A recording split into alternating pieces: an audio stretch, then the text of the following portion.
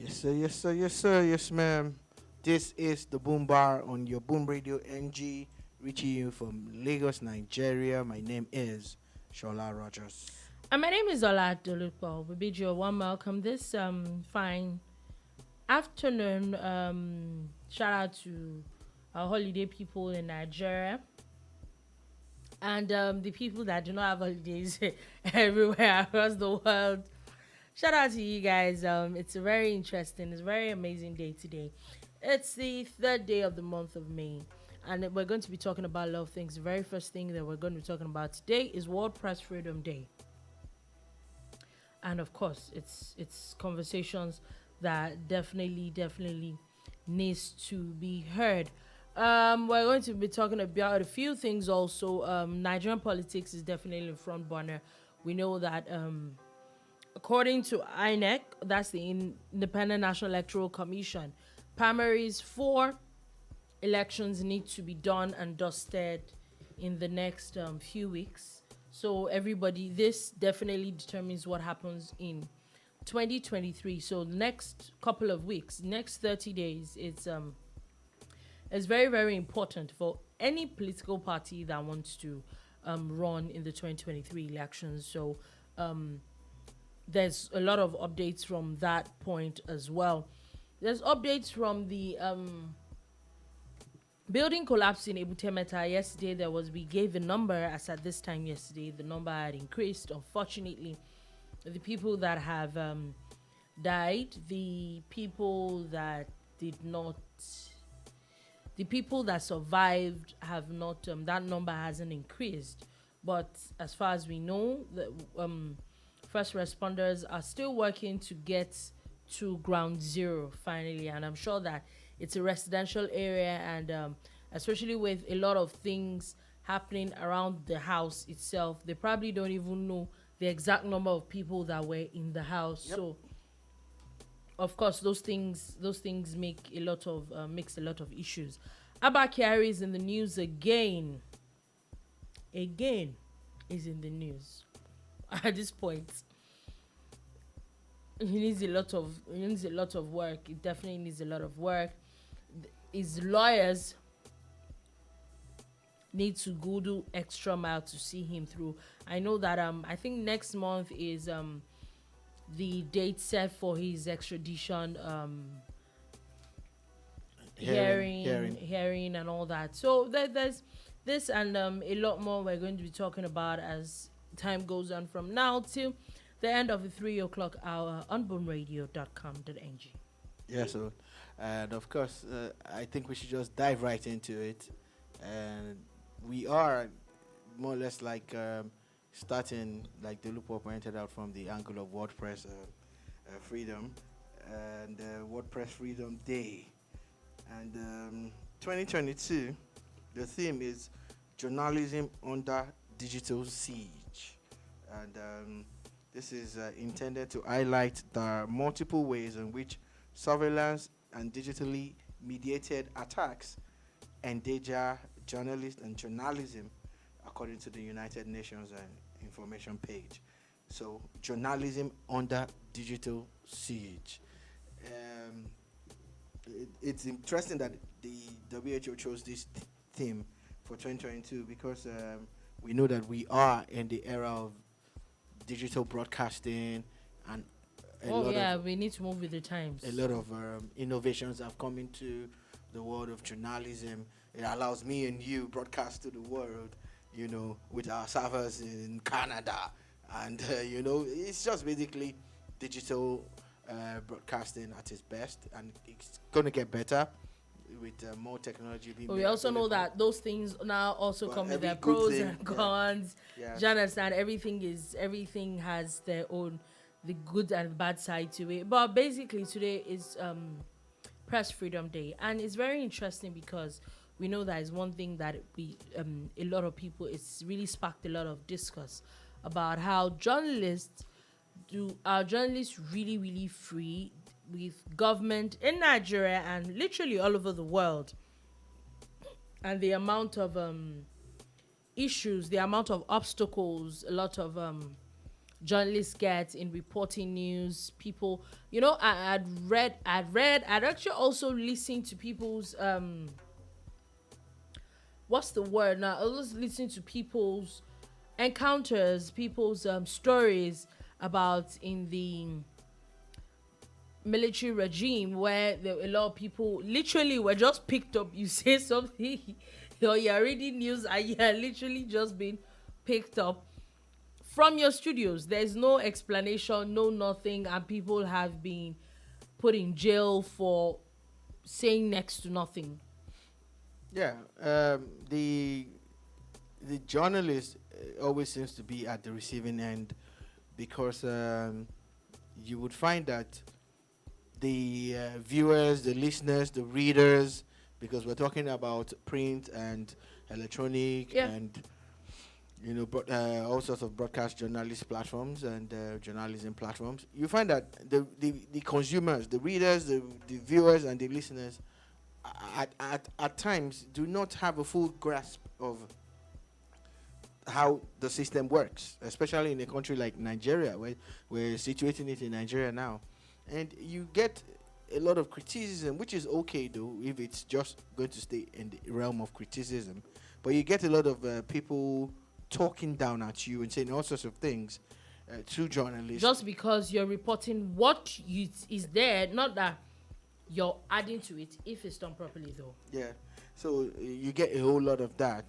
Then on the flip side, the regulatory bodies are always clamping down, steady clamping down. And of course the government, whom the regulatory bodies are an appendage of, will also clamp down on their own path. Yeah.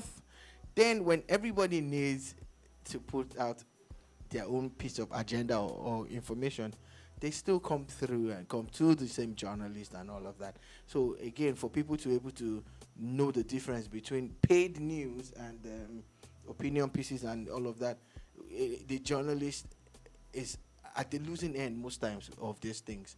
So, but that's not to say that everybody has that negative impression about journalists and journalism, or talking about the press and press freedom.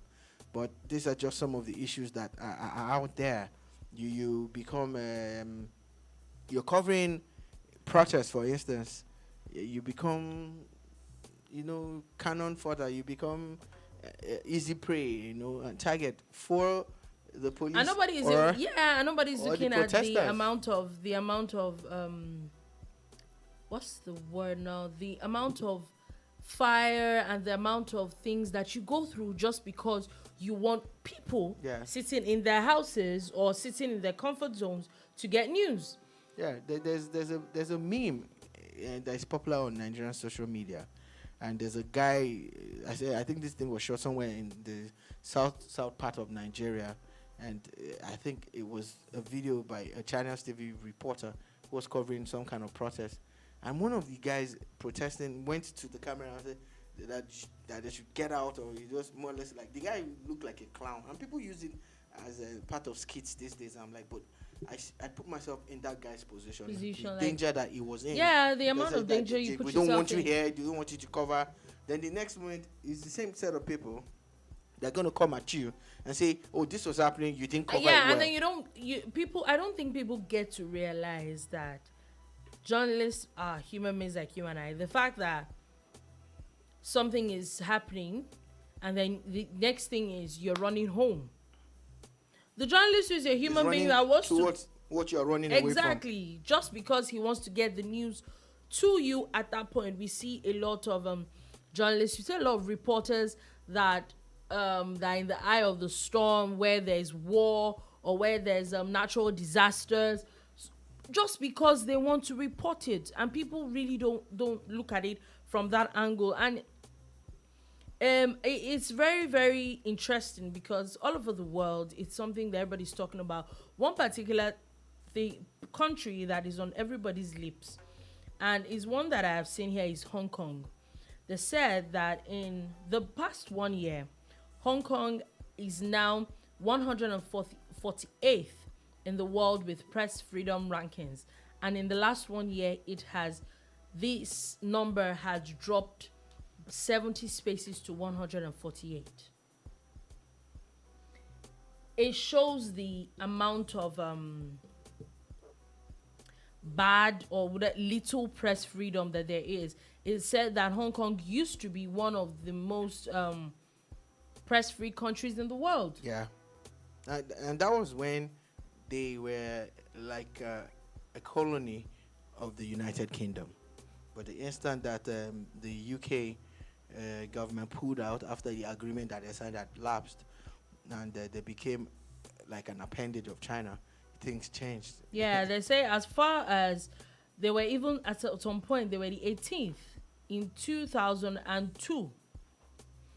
And that it began to slip down the rankings after crackdowns between 2014 and 2019.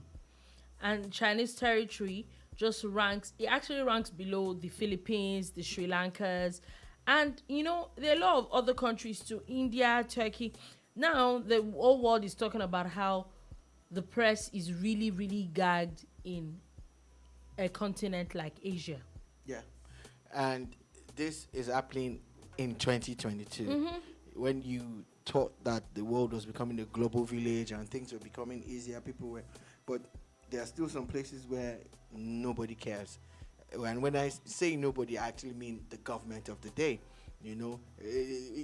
Talk about the Koreas. You look at the disparity in South Korea, how you know what's going on and then in the north. You don't even hear can't nothing. Even report you can't hear anything nothing about the north of Korea, and it's strange. I know, let's situate it and bring it back home to Nigeria too. There are reports of how Nigerians are actually going through a lot, especially I'm talking about Nigerian journalists now.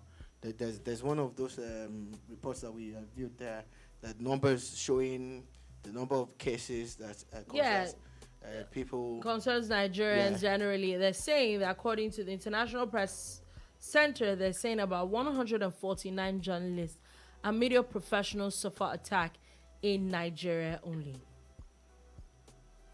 That's a lot. It's a lot. It's a lot. It is a lot. And when that's 149 voices out of the little bunch, because and now each one is someone that has family. So that's one. Now I think that in the bid to try to keep the sanctity of the profession and also help these kind of people and help people coming up, I think that there's one conversation that we're not having a lot, and it is trying to make the difference between someone that has a phone, that has a camera, and just decides to take videos, and a professional journalist. And a professional journalist. I think this needs to, because the truth is that if you don't do things, as much as freedom of speech and there's press freedom, we're advocating for a lot of these things, if things are not done through the proper channel, because the truth is, no matter how much there's press freedom or whatever it's called in any country of the world, there are laws guarding everything. Yeah. So we must also, if you're a proper journalist, you know that a lot of things, you get a lot of licenses and all to do some things. But then you come up with a phone and do whatever it is you do, and then in between, you probably get arrested, and then you're saying that you're being witch hunted because you're a journalist. And I think that you're downplaying the people that actually do the real work. And that's sad. And there's a lot of that happening. Again, I also would draw reference to the number of people who have actually lost their lives in the field, trying to cover events and bring the news to you and me. And there's also people who've been attacked live on air. I know. Two or three friends who have experienced this, and at the end of the day, we're still saying that how free is the press, because we're talking about World Press Freedom Day. It's very interesting because, like you said, everybody's always going on and talking about how the government is trying to gag the press. We get all that. But at least I can remember a particular instance where this had nothing to do with the government. It's just a protester or hoodlum or something that went and attacked someone live on air. Yeah. So let's also look at it from the angle of even the citizens themselves. Yes, it's basically a disregard for because okay, how many of you are going to go attack a soldier when he carries his guns and everything and he's doing his job professionally? You know, there's so much disregard. I remember a case, an incident. We were covering a football match in Ijebode, and maybe because one or two of the people from the home team knew me. They came to me after the match, and because there was a bit of violence, the referee was being attacked. You get, Wow. and at that time they had not attacked him yet. They were just surrounding them, preventing them from getting into the vehicle that was supposed to take them out of the stadium. And the game had ended in a draw. The team from Lagos put off a draw against the team in Jabode then, and one of them came up to me and said, "Keep your camera. Keep your camera. I won't tell you again. I've just told you this time." So the instant he said that, I just took my Canon and I put it in its bag. It's I zipped quite it, expensive. then zipped the second one, and carried it. And the next thing I went to look for a vehicle, someone's vehicle, and I couldn't get through to that car. So I walked to where my car was very far away, locked up the car, put the camera in there. You get. By the time I got back, they were beating the referee. Wow. The fans of that team in Djibouti were beating the referee. I was there. I saw this happen. You get. And when next there's a match in that kind of place and the referee starts to make some stupid calls, you be angry, right? But don't be surprised, Yeah, but because you don't know what has what the transpired. person has gone through, and you can imagine if you had stayed there, you probably would have been beaten as well. Oh yes, because the guy just came to me and said, "Keep your camera. Keep your camera. I won't tell you again." So you can imagine the kind of And things it was that one of the guys that said, "Keep your camera," to me, that was surrounding the referee when I got back. It wasn't the one taking the shot, but they were actually punching these guys, and they were forced to defend themselves, and they had to run and all of that. You know, it's a very there are things that happen, and we really who need to open up our hearts, open up our minds to the possibilities of these things happening and trying to mitigate it early enough for people that really just want to put out news. Another angle of press freedom that I see that a lot, but thank God that we're talking about digital media now. And the truth is, another thing is the amount of fake news that is being put out, even by recognized media bodies. Yeah. And it's sad because it is in those things that make even the government that we're trying to talk to about these things see that they don't seem to respect the profession, because they're like, since what if they give you free hand is fake news you are going to continue talking about, so what's the point? So at the end of the day, you're like, okay. So I personally, because at least the little training I got, it's not about having an opinion or what is it. It's just putting out news the exact same way it happened, and that's it. And if we do that every point in time, then we will not have an issue of fake news. Yeah. Because if, let's say, that door is being opened and we're like 6 of us that were reporting, we're there and we're reporting it, we're all going to report that door was open. And you know, the problem is the same digital platform that the WHO is talking about being used to monitor journalists, and it's more or less like a threat to them. It's the same one that makes their work easier, but it's the same one that allows non-trained people to perpetrate whatever it is. Like, you know, picture how many years ago, before the advent of the internet and all of these gadgets, it was rumors, and rumors will spread, and they will go far. Rumors will be started in one corner of Nigeria, and before you know it, it's all over. It's all over, yeah. And then there was no internet, you know. So picture now that there's WhatsApp. Now there's WhatsApp, there's Twitter, Facebook, there's Twitter. Do you know, there's all sorts of things that people, like, in a matter of seconds, news goes. And shout out to the owners of those platforms, because you know they keep trying to put things in place. Yeah, I know that WhatsApp limits the number of stories you can broadcast at a go, and the only reason why they done that was because the amount of fake news everybody just churns out at, you know. And at the end of the day, it still boils down to you and I that be human beings at first. You might not like the government of the day. You do not have to like the people around you. You don't have to like the opposition. But at least, let's not put out fake news. You never know who you're hurting with that matter. You don't know riots or like fights or whatever it is that can break out with that piece of information. Yeah. That's when we should realize that information is really, really sacred. Things have happened. Things will still continue to happen because of information that was put out, good or bad, fake or real.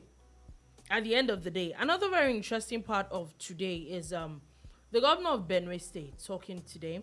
He was talking where he was asking the federal government to consider import waivers and subsidies for equipment of the Nigerian media. I like what the governor of Benue has said. This is one of the best things I've heard today as a media practitioner and entrepreneur. We know the things that we go through trying to import equipment or buy equipment, and hardly would you say any of these things are manufactured locally. So getting import waivers on equipment for media is a good call by the governor of Benue. The prayer is that with the federal government and the legislators and all the people involved with making these policies, listen to it. It's crazy how you need to spend a ham and a leg these days to get these things, Okay, so another reaction that I saw again from still talking about Press Freedom Day. It's from a lecturer in the Department of Mass Communication, University of Calabar, Patrick Okon, has said that real press freedom will be elusive until media are adequately remunerated. And this is another conversation. Amazing. To be honest with you, I think this is something that we also do not talk about a lot. And it happens because a lot of people don't get paid really well on the jobs. So it's easy to get money from someone that wants you to push news. Yeah. And again, apart from inducement that you're referring to, the work environment, the conditions surrounding people's work, not just the media now, everybody would always help bring out the best in you. You have the best of equipment, the best work environment, the toxicity is not that high, your salaries are being paid as at when you understand that. And again, it's something you feel you deserve. From there, with agencies paying people the monies they owe at every point in time. Like, if it's a whole industry, and if the whole industry comes together to like, okay, this thing needs to be done as at when due, people need to be paid as at when due, then it's easier for people to not be swayed by whatever thing, because that I'm sticking to the straight and narrow. And it's a very interesting angle that we definitely also need to look into. The government needs to do their part. We, the people, need to do their part. The people in the press need to do their part. Like, for example, now I can tell you for a fact, in Nigeria, everybody's on holiday except essential workers. And the people of the press are included. So it's sacrifices that a lot of people take that is much more than a regular person, just for the sake of the other people. And the whole country, the world at large, needs to recognize those sacrifices and then need to make the work easier. That's it for me, generally. I think you've spoken well on that one, trust me. Okay. So to all the journalists out there, shout out to you people. Happy World Press Freedom Day, and hope that truly we would have a free press, because the at press some point is important to have freedom for them to be able to do their jobs properly, so that way your story can be told and the information that you seek will be disseminated properly. So moving on from that, and I want to bring up an update of what we talked about yesterday. We talked about in depth of the building collapse that happened in Ebutemeta yesterday, and a lot of reactions from the caretaker of the building, reactions from NEMA, or would I say LASEMA, where they were talking about how the building was already marked for demolition. And in my dictionary, I do not fault a lot of these people a lot of times, but on this one, I think I'm going to fault them. Why? Because you mark something for demolition. What else are you waiting for? Yeah, as long as you followed due process.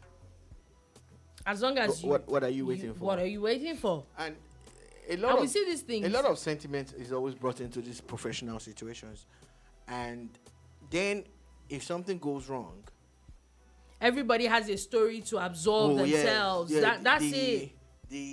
On the part of the developer, I told them to move out. They didn't move. I wasn't collecting salaries from them. Maybe you should have done more than that. You get, because if you really wanted them out, I'm sure you get them out.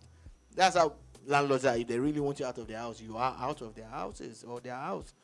In the case of the regulatory bodies or the supervisory bodies or government agencies in charge of these things, I think they should stop allowing sentiments. Yeah. Because it's actually better for people to even take you to court or sue you or whatever than for us to kick back and wait for one protest or one or two people kicking against you doing your job to die down, and in the process people die. Yeah, in the process. Now, as of today, and it becomes another embarrassment, and again avoided deaths. 10 people that have now, it's official that they're dead now. Very sad stories, and if you start hearing the backstories, like of everybody, like a youth call member who just came back a few days ago, was just discharged on Friday, and on Sunday this person is gone. It's a very sad thing that we have to do these things. And why I said that I always go back is that you need to, like you said, you need to take sentiment out of this thing. That UCOR member might not have a house to live, but that person would have still been alive. Yeah. As unfair as it might sound, but it's the truth. Why has that house not been demolished when it was supposed to be demolished? Now, like you said also, the owner of that house, why didn't you chase people out? That's another angle. Another angle to it is that you people that are living in the house, the owner, let's say the son of the owner of the house, had moved out of that house. Isn't that a sign?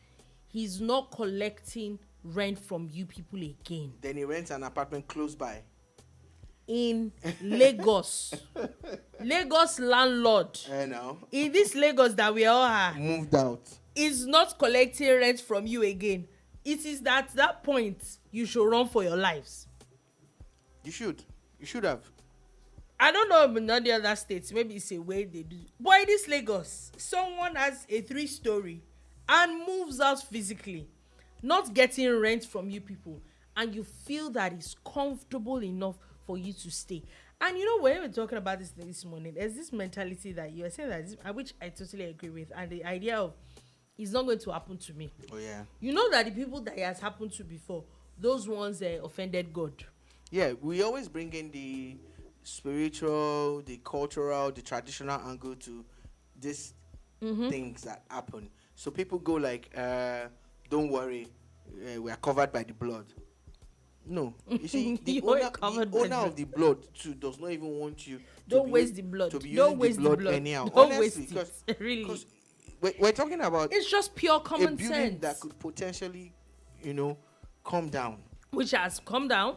And they're telling you to move out, and you're saying that they shouldn't worry, nothing will happen. Or it was the one I was telling me this morning of just the same. Just yesterday.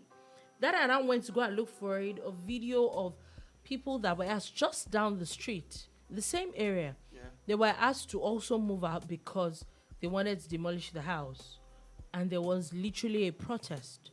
Yes. About how they want to render them homeless. Why is government doing this? Why is government doing this? And I'm like, at times, I feel that people have a death wish. The same day, you don't even understand.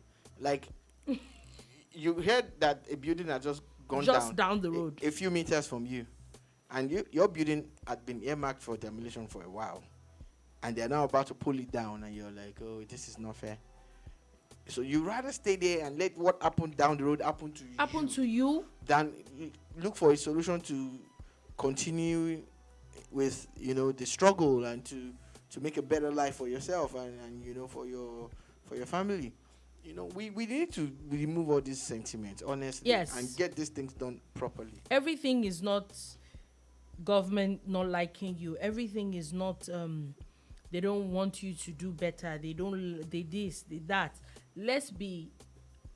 Can we try to be a little logical when we do things at times? I think that we don't add logic to a lot of things that we do. We're not being realistic. We're very optimistic set of people in this country. And that also goes all the way to the government, because at times, let's be honest with you, I also feel, my opinion though, I also feel at times some of these things they don't do as at when due is political. Yeah. They lack the political will. Then at times, again, it's incompetence. They don't want to offend people. At times, it's corruption. You can't rule out the fact that some people are supposed to do some things and they get induced not to do their work and all of that.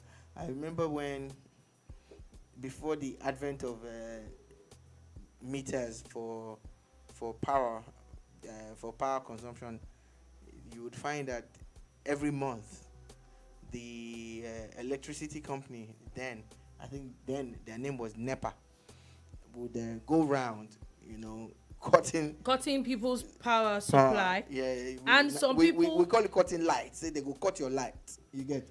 So some people would rather wait until the NEPA guys are about to bring their light down, and then induce them to look the other way. And they don't cut it for like a week or two. Yes. And then they're back again because they know you haven't paid.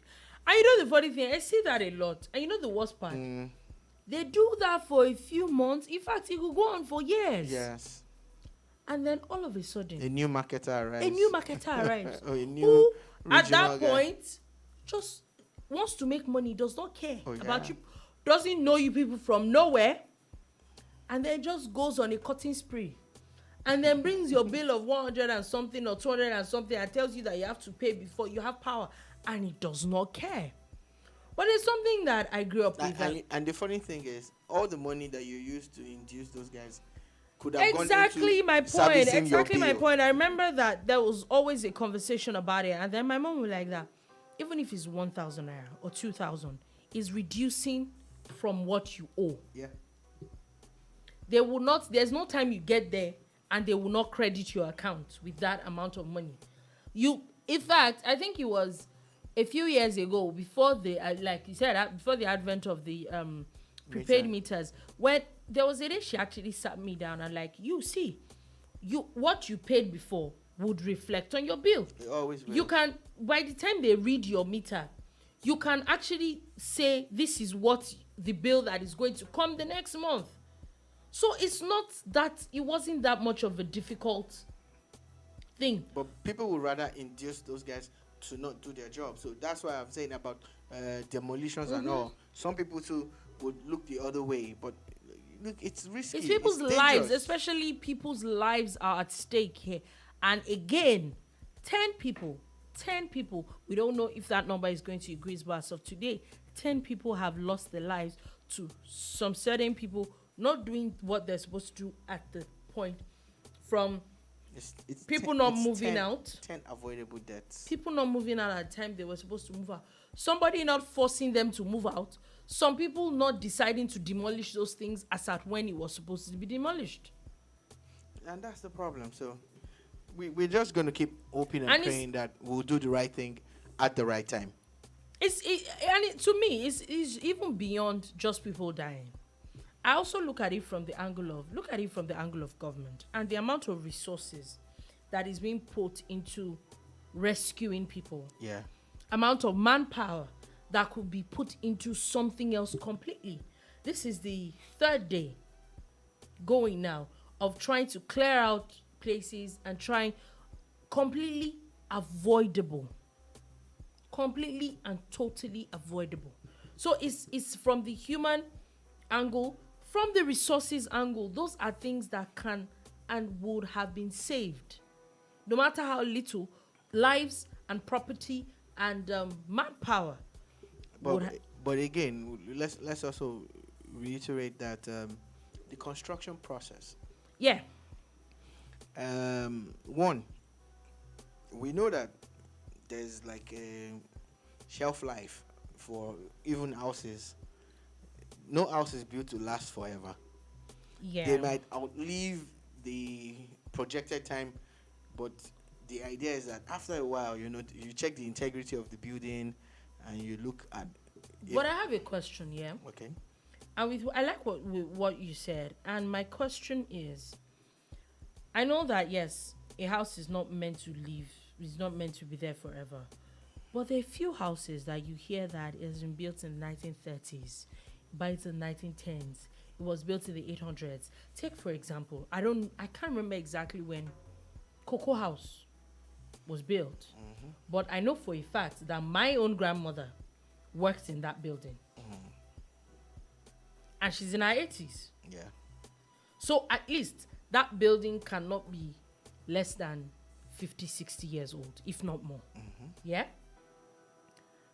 And now my question is, how is it that a 25-story building is there for years on end? Okay, so and a 3-story building. That's exactly what I wanted to say. I was not even playing up the duration for how long a structure should last. It's the process of constructing that I'm actually saying. Yeah. That yes, there's supposed to be houses that can be on ground for 100 or 200 years or 90 years. Like for instance, the lease on your land. Most times when you buy land, you think you own the land forever. You don't. Most laws, I don't know about it, is changed. It's 99 years or whatever. You get. So it's the land and the structure. Yeah.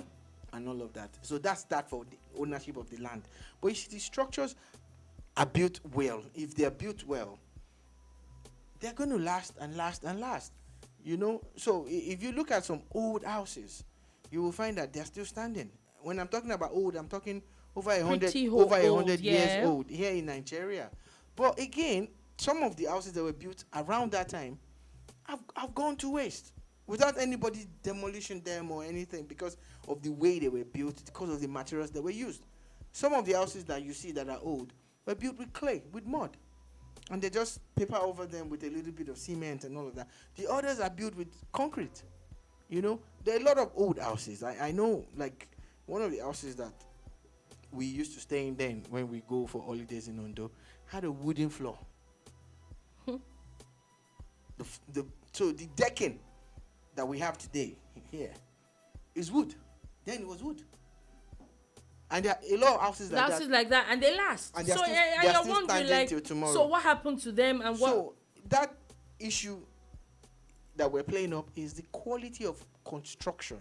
That is the point that I'm trying to bring out. That in building these houses, what is the quality of material, the construction process, and everything?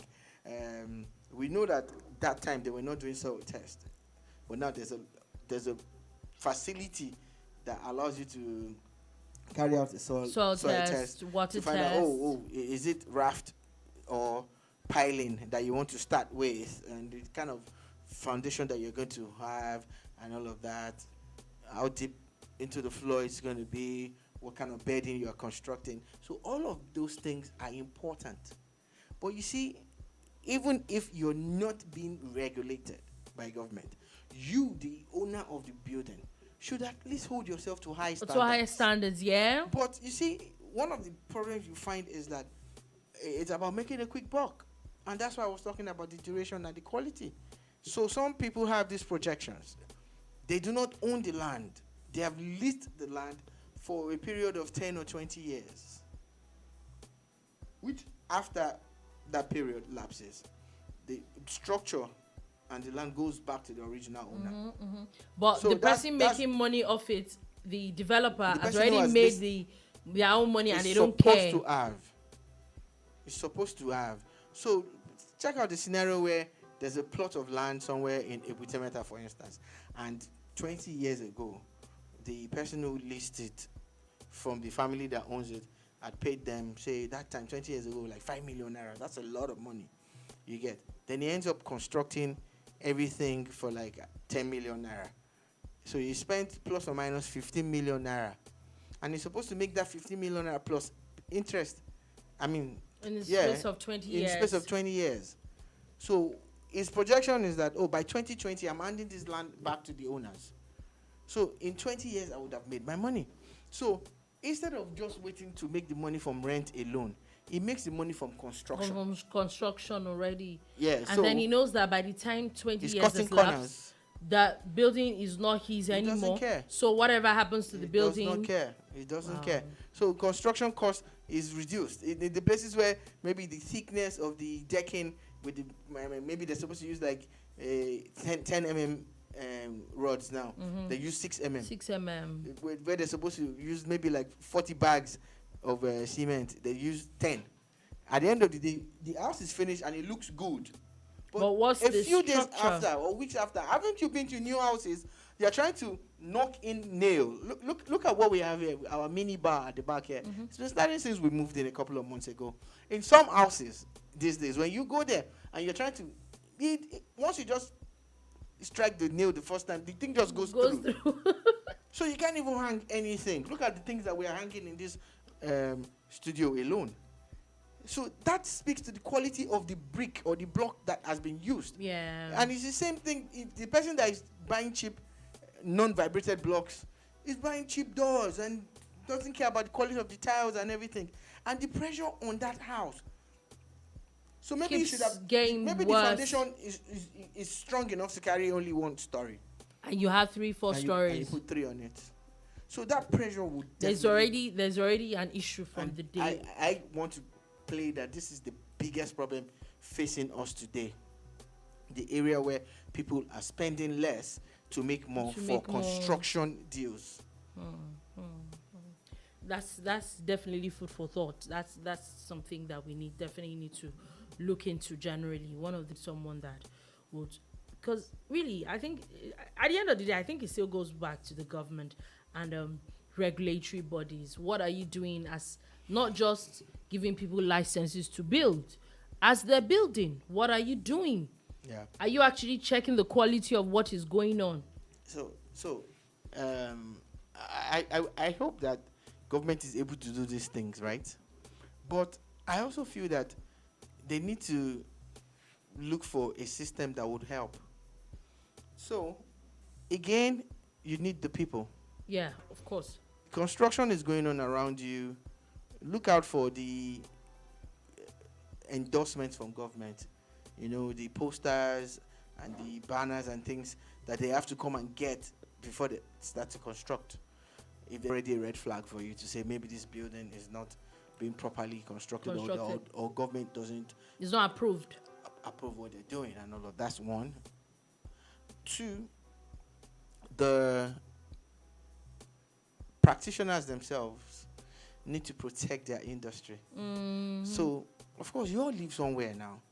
In the places where you live, and your staff live and everything, you need to be on the lookout. You know, use your technology, take pictures with your phone, send it, verify. Oh, this is a construction going on at this place, this place, this place.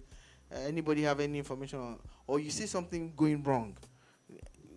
Not far from where I live, I have a friend who is a construction engineer who saw a construction going on just next door to him, and he has seen what they were doing that was wrong from the get. And he said he actually moved in. He moved in and told them, what you're doing is wrong. And they didn't argue with him when he explained a better way for them. Give them free consultancy. But I'm like, yeah, that's smart. That's it, because it's close to my house. This can affect me on the long run. So it's not just about helping. On the long run, you're probably helping yourself as well. It's a very interesting conversation that we'll definitely keep talking about. So another rescue mission that seemed to have happened is 50 passengers, thank God, thankfully, that were rescued after fire broke on an aircraft, a Dana Air aircraft in Port Harcourt. I saw that video. I don't know why? So, at times when you see some weird videos, yeah, I'm wondering like, did this person plan to take this video? Did you know that something was going to go wrong? Was going to go wrong? Yeah. But the person made a video, and I didn't even know it was Tyres, but I just saw that the airplane caught fire. And now Dana Air is talking about how the tires were the one that caught fire, and thankfully they had not moved out of the runway, so the pilots just didn't leave, and then all 50 of the people on board, 50 passengers. And that's today. Yeah, yesterday. Yeah, I thought it said Tuesday. Yeah, the event, it happened yesterday. Okay. They finally put out like a proper statement today. Today. Yes, I saw that yesterday. Yeah, it happened yesterday. So, I'm happy that at least we can laugh and smile about this. It's not an easy thing, especially if you've been on the plane and there's turbulence and there are things going wrong, and you're like, oh my God. To be honest with you, if it was like maybe somewhere else, I would have said, yeah, things like this happen. But Nigerian Airlines,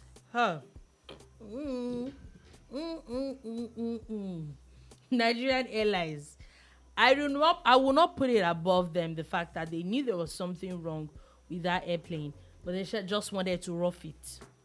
Well, that has happened in the past, but I think they don't do that anymore. Amen.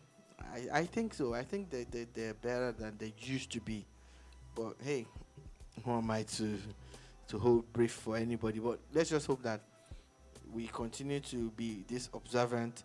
But majorly, what's important is the maintenance of this planes. That's what's the most important that's it. thing. That's it for me. How well are you maintaining them? Because it's not enough to just write a press statement. Oh, this is what happened and everything. Who checked?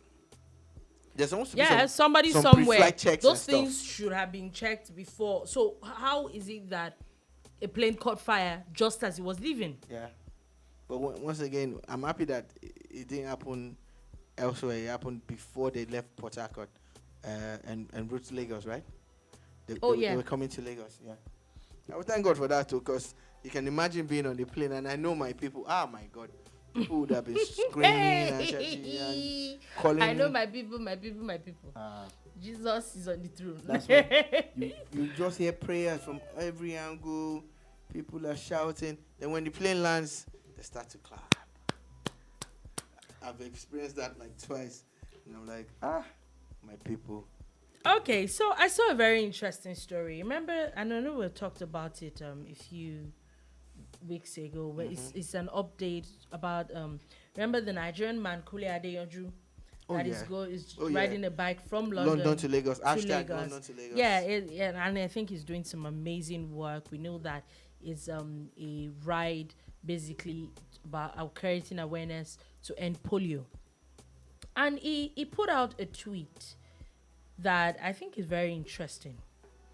And he was basically talking about when he gets to some certain countries, he's been putting out updates of what happens in this country and what happened in that country. And now he's talking about how for a few days he didn't post anything, and why? Because he was in Mauritania.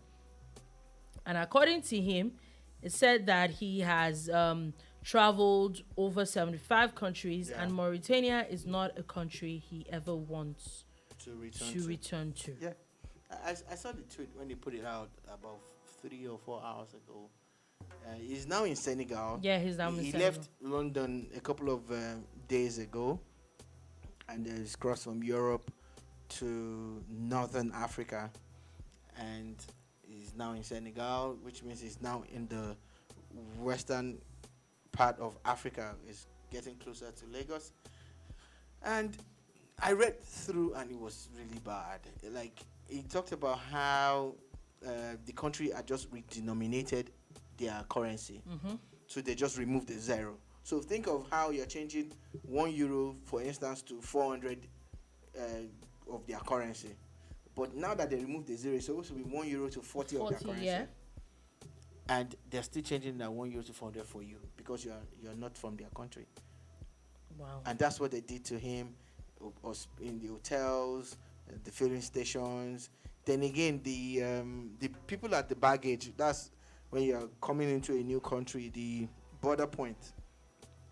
They refuse to talk to any legitimate traveler and ask them to go and talk to the touts outside, who they have to pay money to. Yeah. Then they come in and do whatever for you. He said at some point he had to part with $300. That there was a time he told them he wanted to go back, and they told him that he should go, but his bike will stay because he's riding a bike from Lagos, from London to Lagos. He's riding a power bike from London to Lagos, and they're telling him to leave his bike behind. That he's already with them, so there's nothing that he can't go back. So he was forced to part with $300, and I like the way he's done it because his entire is just about positive stories. Yeah. And he said that it doesn't that negative stories, but he doesn't want to put that out. That's not the idea. The idea is to promote Africa also as it goes. And so, but he had to put this one out because he doesn't want people to find themselves in same thing. Yeah. And go through this. The sad part is how some people have come for him, and they are Nigerians. One of them is like, oh, because he wants to collect money from the white man, he's talking down an African country. Someone is telling you his experience. Let's be honest with ourselves. Didn't we see a lady a few weeks ago that wasn't... Why do we always have to find it? Why do we feel that everybody has an ulterior motive? There's another one that Africa must stand up for Africa. Now you're not supposed to say these things. You're supposed to. What is wrong? Remember when he posted? I think it was in Morocco. Yeah. When he got to Morocco, and there was actually like a whole reception. There was a welcome party. There was a welcome party for him. Yeah. Where was that a problem? Yeah. So that's how we are, and I'm not saying we are like those people. I'm just saying a lot of people are just negative minded, and there's nothing you're going to say or do. They'll continue to be negative minded. But in all, a lot of people were thanking him for pushing out that information because they're definitely going to avoid Mauritania. Definitely like a plague. Okay, moving on from that, and then another update that we're going to talk about is politics, Nigerian politics, about how people are decamping from one place to another. People are declaring. One person's declaration seemed to be in the lake. Omoyele Sowore is showing you that it's from the waterside part of Ondo State, and but I'm not understanding what's the point of and the he lake? says he's bringing that things must change and all of that, and so a part of me feels it's just cruise. Like I don't know how the young people call it, the cruise. Like he's just playing around. And they were not even more than like 20 or 25. And some people can't even gather 20 or 25 people to enter the lake with them. At least this 20 or 25, at least all of them have PVC. So if there's like a shark, okay, not a shark though. There won't be sharks in this kind of water. But if there's something, or people that, what if you drown? They live there, so they would know the dangerous parts and all of that. And I'm sure they're all swimmers, because he said this is for the swimmers and all of that. There's a part where he tagged it there. So Sowore is telling you guys now that he's going to be running for president again, and that of course he has to make things work. And he was also talking about why they should stop talking about zoning as per tribe. That we should just do for the best set of people. Okay, talking about declaring it's not the former, it's still governor. The governor of Ekiti State is set to declare for president. There's actually a video that I saw. There's already that, so it is not rumors anymore. It's like that he's declaring for presidency also in tomorrow. There's a whole event in Abuja for his declaration tomorrow. So it's interesting as Fahimi, that's his name, because you did mention his name, the governor of Ekiti is also joining a long list of people who have declared. What I am shout happy out to about, APC though. it looks like this party is going to make nothing less than 2 billion naira. Oh yeah, it's a lot of money. The sale of presidential forms alone. They're selling senatorial, gubernatorial, and the others, but from sale of presidential alone, this party is going to. They're going to make a lot of money, because I wish the government was taxing them. Also somebody else has declared And Olawokpo Hashim has also declared for presidency in under the auspices of APC as well. We don't know who's bought form, or a lot of people have not bought form yet, but we're hoping if everybody that has declared, yeah, what we're buys going to do 100 is wait for the forms to close. they And would we'll have finally separate the men from the the men boys. from the boys. The 100 million naira forms. Okay. And 40 million for the PDP. These people are ready. At least the PDP has gone one step ahead. They've done their own screenings.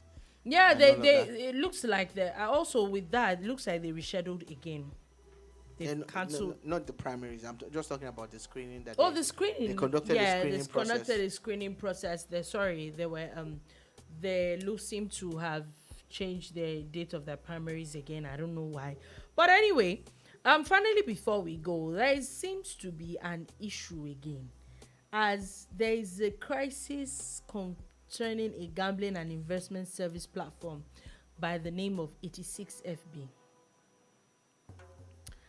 And it seems that a lot of people decided to invest in this Ponzi scheme. Honestly, the CBN had revealed that between 2016 and 2017 alone, about 12 billion naira were lost to investors with the issue of MMM. Yeah? And then That's a lot of money. that happens, which was a big deal. Like, I remember like the site just crashed and that was the end. Nobody could see nothing. People are still going on to put their monies in these Ponzi things. schemes. Yes, and they'll tell you it's not a Ponzi scheme. It's just trade and investment. If you put in this amount, you get that amount, and this and that and that. And for me, I will forever stay away from these things, because I believe that it's a not so safe way to make money. The truth is, it's always the first set of people who invest that will get money. Oh yeah, it always happens because You're the ones that are going to bring more people. Yeah, the ones bringing more. 'Cause So it's those more people that they would. Dolupo, when someone extremely close to you vouches for a scheme, it's not because the person wants to swerve you. No, or scam because you. the person It's is because hoping the that person- I made money. The person has made money and does not want you to miss out. Mm-hmm. Most times when people come to you and they're saying it, they'll show you. Oh yeah, like in the MMMs, and people actually made millions of naira. Yes. So, but it's the next batch that will suffer it. The next batch, And the some batch of the next after that batch, batch. and then the batch after that batch, some people start getting reduced amount of money, where some people just like, I will not keep saying it. Anything that is too good to be true is too good to be true. Word. Especially when it comes to money, comes to investment. See, these banks are bad. These banks have ways of taking our money. 100 naira this, you wake up in the morning, you find 400 and something naira, which still happened to me yesterday or 2 days ago. 400 naira something charge, and I'm like, what did I do? You do this, you find 100 and kiriko naira removed. This, but bad as it bad, the bulk of my money is still there. Yeah. It's not adding to it, but at least one human being, let me not say what came to my mind, one human being is not going to swerve me of the money that I did not give you. We need, as much as yes, people need to make money, the country, the economy is not good. It is in those times that the economy is not good that people are actually preying on people's intelligence. And you just wonder where people get all these monies from, because some people come and say, oh, they dropped 11 million. 11, like, And wow, so you had this